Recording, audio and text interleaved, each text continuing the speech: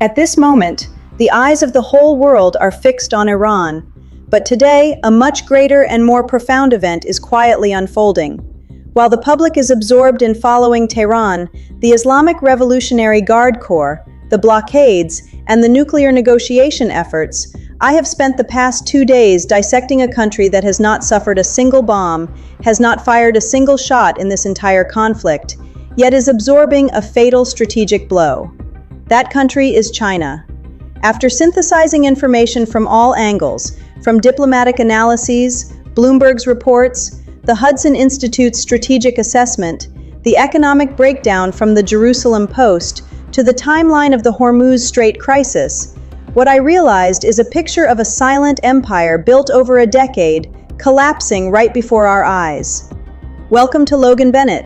If you are new here, this is the channel that dives deep into the military, geopolitical, and economic events that are reshaping the global order. And what you are about to hear is the full story of how the $400 billion partnership between China and Iran shattered, about how the blockade of the Strait of Hormuz is suffocating Chinese factories, and why Xi Jinping's fortress economy is cracking from its core.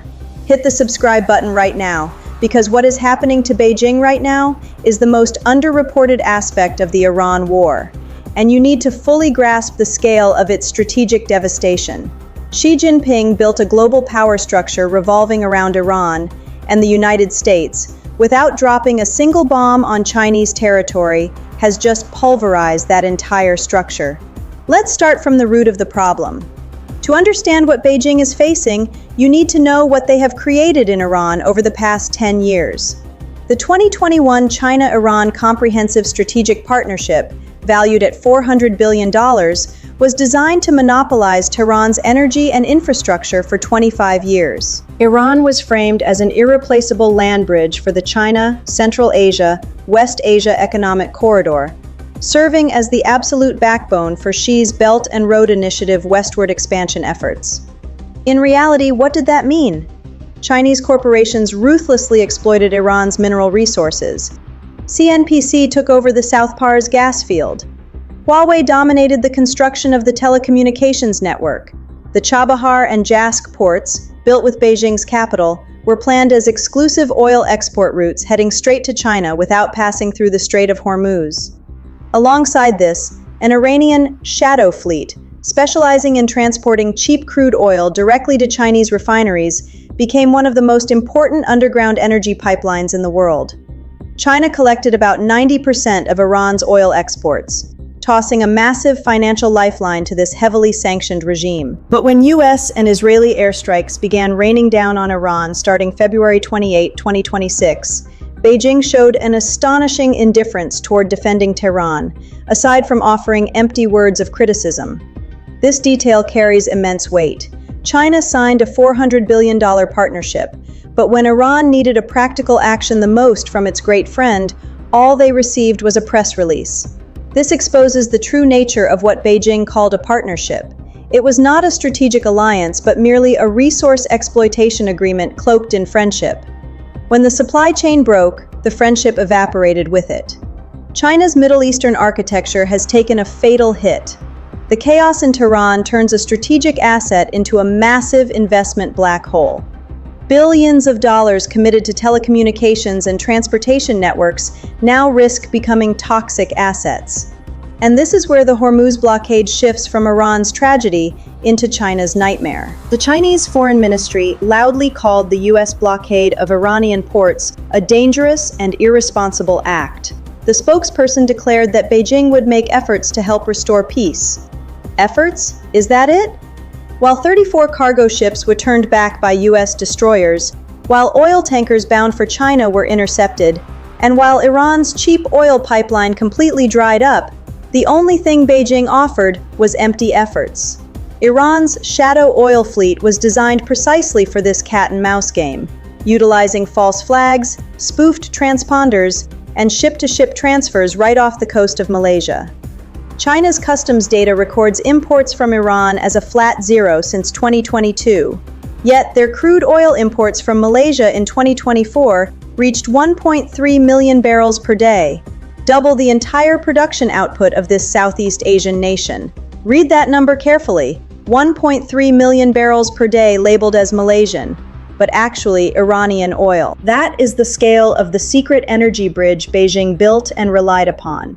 And now every ship attempting to run that route is being hunted. On April 19, 2026, U.S. forces seized the Iranian container ship MV Tuska in the Gulf of Oman as it was returning from China, accusing it of carrying dual-use equipment. The U.S. is not just blockading Iran's ports, they are dismantling the entire underground network that provided cheap energy to Beijing. The bridge has collapsed. China's 1 billion barrels of strategic petroleum reserves, enough for about 120 days, might sound like a safety cushion. But 120 days is not a solution, it is a countdown clock. When the heart of the Belt and Road is engulfed in flames, the shadow fleet being continuously seized, and the U.S. Navy proving its ability to sever China's energy veins right at the source without a direct declaration of war, what will Xi Jinping do next? Based on my analysis, Beijing's options are far fewer and weaker than they dare to admit. Now let's look deep into China's domestic economy, because this is where the story crosses geopolitical boundaries to become Beijing's actual pain. Closed factories, unemployed workers, broken supply chains. The real data in April 2026 shows that Chinese state media is having to hide a brutal truth. The fortress economy is crumbling from the inside, and the cracks grow larger with every week the Hormuz blockade is maintained. This number should be on the front page of every business newspaper. At least 5.4 million barrels of oil per day flowing into China are currently trapped at the Strait of Hormuz. Many argue that China could pivot to buying Russian oil, but look at the numbers. Russia only exported an additional 300,000 barrels per day to China in January and February, bringing the total to 2.1 million barrels. Replacing Gulf supplies with Russian oil is mathematically impossible. Russia lacks the pipeline capacity and the tanker fleet. Furthermore, Russian oil traveling by sea must also pass through straits, where the U.S. Navy could easily intervene. Stockpiling energy is not a long-term strategy. It is merely borrowing time, and time is running out. Look at the industrial zones. China's auto production plummeted 27% in just the first 2 weeks of April, compared to the same period last year. According to Alicia Garcia Herrero, chief economist for Asia Pacific at Natixis, China will struggle immensely to hit its 4.5% growth target. This 27% drop occurred exactly in the automotive sector, the key strategic industry Beijing is betting its future on. Electric vehicles, semiconductors, high-tech manufacturing all depend on supplies passing through Hormuz or are seeing prices skyrocket due to the energy shock. And here is the explosive news that just broke yesterday. Thousands of workers in southern China staged protests after factories abruptly shut down. The cause? Plastic prices skyrocketed due to disrupted shipping through Hormuz. Protest banners clearly read, "Give us back our blood and sweat money." In a country where protesting carries extreme personal risk, the fact that workers are still pouring into the streets shows that economic pressure has reached a breaking point. Those factories did not close because of distant geopolitical theories. They went bankrupt because industrial raw material prices suddenly exceeded bearable limits. Over half of the world's seaborne sulfur, a vital industrial raw material, passes through the Strait of Hormuz. The disruption at petrochemical complexes and fertilizer supplies has driven up global food prices. The damage to aluminum plants in Bahrain and the Emirates created an automotive-grade aluminum shortage crisis for automakers like Toyota, Nissan, and BMW. And China is the one suffering the heaviest losses as they sit at the center of all those supply chains. Soaring production costs directly threaten the core competitive advantage of the entire economic model built by Xi Jinping. The 4.5 to 5% growth target, already the lowest since the early 1990s, has now become even more out of reach. There is an aspect that very few people are paying attention to.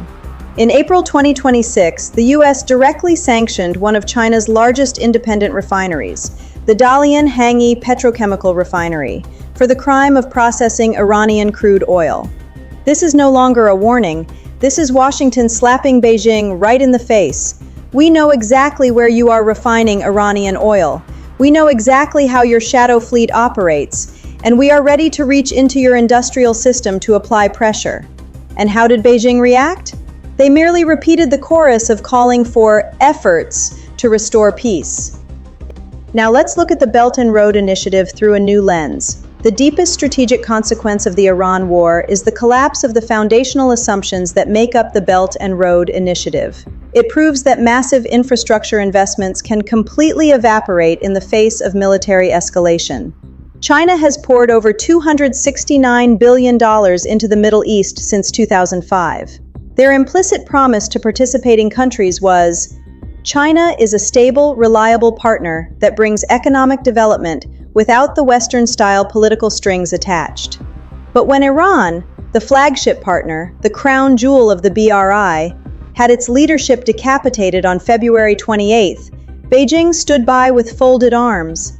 When the UAE joined a US-led coalition and called for the strait to be opened, Beijing remained silent. Gulf nations, countries from Pakistan to Indonesia or Central Asia, now all understand what China's security cooperation actually means. They are watching Beijing helplessly watch Iran burn, and the question China has tried to hide for 2 decades is echoing loudly in Jakarta, Riyadh, Islamabad, and Nairobi.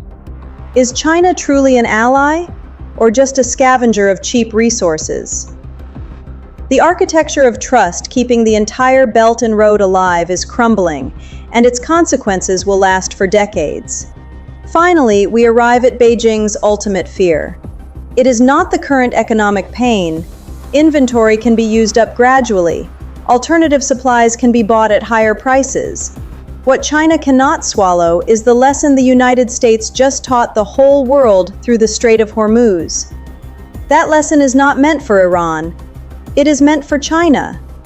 For the past 6 weeks, Beijing's strategic planners have been haunted by a single word uttered by former President Hu Jintao in 2003, Malacca. Geographically, the Strait of Malacca, located between Indonesia's Sumatra Island and the Malaysian Peninsula, handles 25% of global maritime trade, and specifically 80% of China's crude oil imports. A narrow route, only 3 kilometers wide at its narrowest point, and the US has military bases encircling both ends: Diego Garcia, Singapore, Japan, Guam.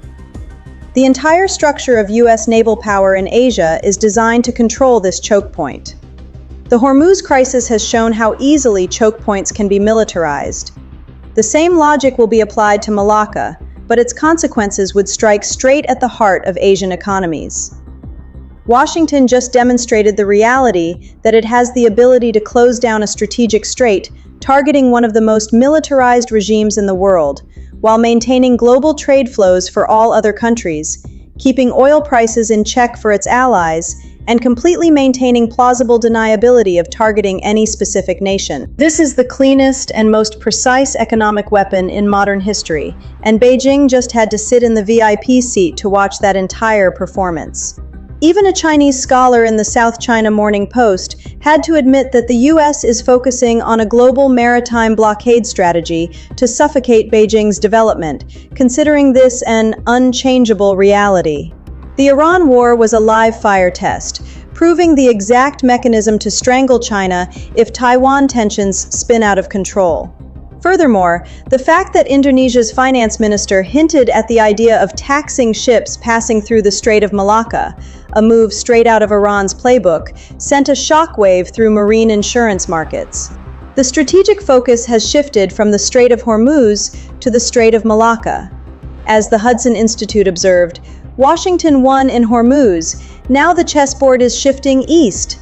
China's options are incredibly bleak. A military confrontation in Malacca means a direct war with the US, right at a time when the economy is weakening and their most important partner, Iran, has collapsed. Beijing is trying to mitigate risks with electric vehicles, but that process takes years and cannot solve the current storm. In a Taiwan conflict scenario, a Malacca blockade is no longer theoretical. Hormuz turned it into a proven capability. What the US just did in Iran shows they do not need to attack Chinese territory directly to hurt Beijing.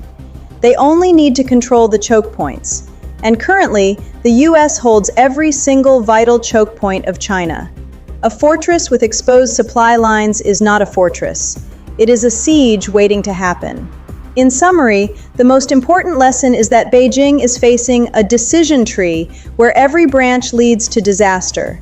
They only have 60 to 90 days left before oil refineries are forced to cut production capacity. Xi's reaction? He had to ask the Saudi crown prince to keep the Strait of Hormuz open. The leader of the second most powerful nation in the world has to beg for it to be opened, rather than opening it himself. That is the clearest proof of powerlessness. To save face, Beijing is making provocative moves at the Scarborough Shoal in the South China Sea as a distraction, and launching a four-point peace initiative to salvage diplomatic prestige. But Beijing knows full well they enter the negotiation table from a position of extreme weakness.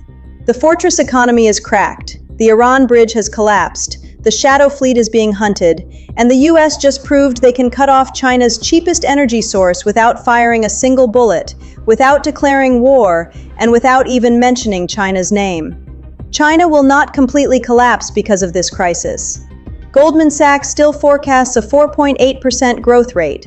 Beijing is too disciplined to do something stupid, but the structural damage is permanent. Every country has realized that China's security guarantees are just scraps of paper when American military power intervenes.